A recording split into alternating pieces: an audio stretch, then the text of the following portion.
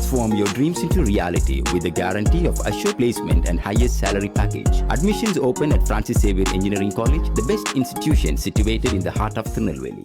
சென்னையில் வீடுகள் கட்டடங்களுக்கான சொத்து வரி அதிகரித்துள்ளதாக எழுந்த குற்றச்சாட்டை அடுத்து வட்டார துணை ஆணையர் அலுவலகங்களில் சிறப்பு முகாம்கள் நடைபெற்று வருகின்றன. கூடுதல் தகவல்களை வழங்குவதற்காக செய்தியாளர் வினிஷ் சரவணன் இணைந்திருக்கிறார். அவரிடம் கேட்கலாம். வினிஷ் சரவணன், இந்த சிறப்பு முகாம்களின் நோக்கம் என்ன? அங்கு வரக்கூடிய மக்கள் என்னென்ன மாதிரியான கோரிக்கைகளை முன்வைத்திருக்கிறார்கள்?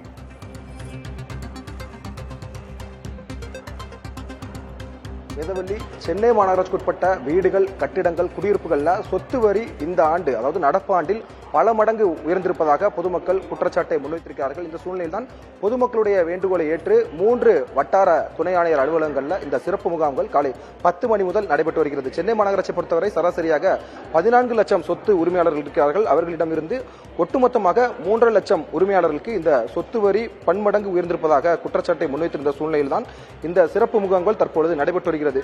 மறுமதிப்பீடு செய்யப்பட்ட கிட்டத்தட்ட 3 லட்சம் குடியிருப்பு சொத்துக்களில் 55% கட்டிடங்களுக்கு 1000 ரூபாய்க்கும் குறைவாக வரி ஏற்கனவே உயர்ந்திருக்கிறது. அதே போல 95% சொத்துக்களுக்கு 5000க்குள்ளாக உயர்ந்திருப்பதாக அதிகாரிகள் தரப்பிலே கூறியிருந்தார்கள். இவருடைய விளக்கத்தை பொறுத்தவரை, மாநகராட்சி தரப்பினுடைய விளக்கத்தை பொறுத்தவரை, ட்ரோன் அடிப்படையிலான சர்வேக்கள், அதே போல செயற்கைக்கோள் தரவுகள், தமிழ்நாடு மின்சார வாரியம் மற்றும் ஜிஎஸ்டி துறைகளுடைய தகவல்கள், உரிமையாளர்களுடைய சுயவிவரங்கள் ஆகியவற்றை ஒப்பிட்டுதான் இந்த தகவல்கள் கண்டறியப்பட்டுள்ளன. கடந்த காலங்களில் இவர்கள் சொத்து வரியை குறைவாக கட்டியதன் காரணமாக தற்பொழுது இந்த சுய மதிப்பீட்டின் அடிப்படையில் தான் இந்த வரி உயர்வு உள்ளதாக மாநகர தரப்பிலிருந்து கூறப்பட்டிருக்கிறது.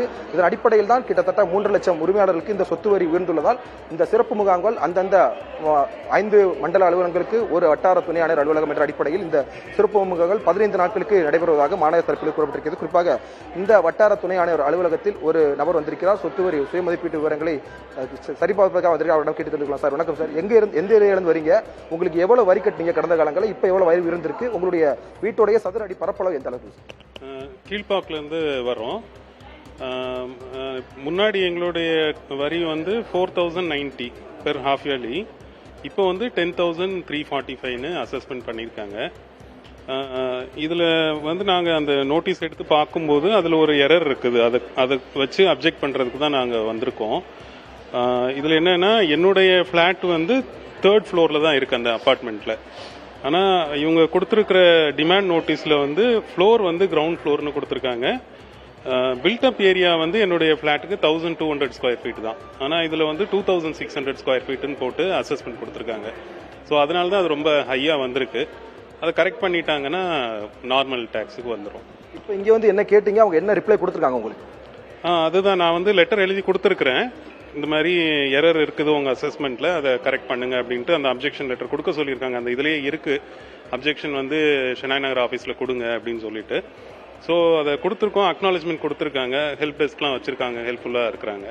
ஸோ அது கரெக்ட் ஆயிடுச்சுன்னா ப்ராப்ளம் இருக்காது. உங்கள் ஏரியாவில் வேறு யாருக்காவது இந்த மாதிரி சொத்து வரி அதிகமாக உயர்ந்திருக்கா, இல்லை உங்களுக்கு மட்டும் தானே சார் உங்களுடைய பகுதிகளில்? இல்லை, எனக்கு தெரிஞ்சு என்னுடைய இது மட்டும்தான் அப்படி ஆயிருக்கு. மிச்சது எனக்கு தெரியல.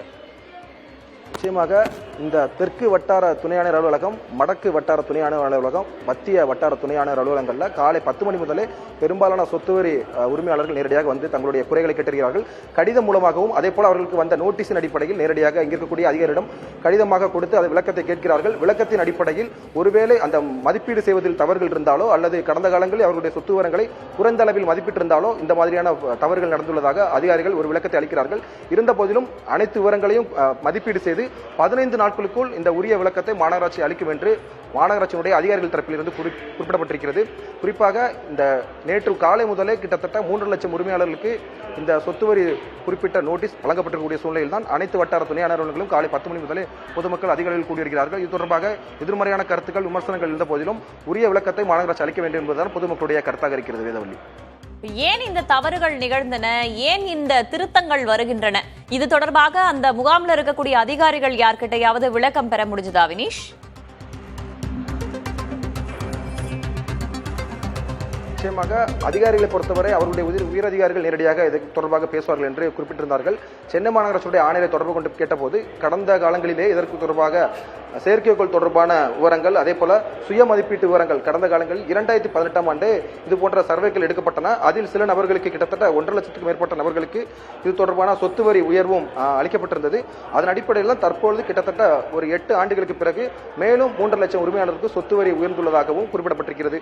மாநகராட்சியினுடைய அதிகாரிகள் விளக்கம் போதுமானதாக இல்லை என்றுதான் பொதுமக்களுடைய கருத்தாக இருக்கிறது. அதன் அடிப்படையில் தான் தற்பொழுது இந்த சிறப்பு முகாம்கள் அளித்திருக்கிறார்கள். சில இடங்களில் அந்த நோட்டீஸ் அனுப்புவதில் குறைபாடுகள் இருக்கின்றன.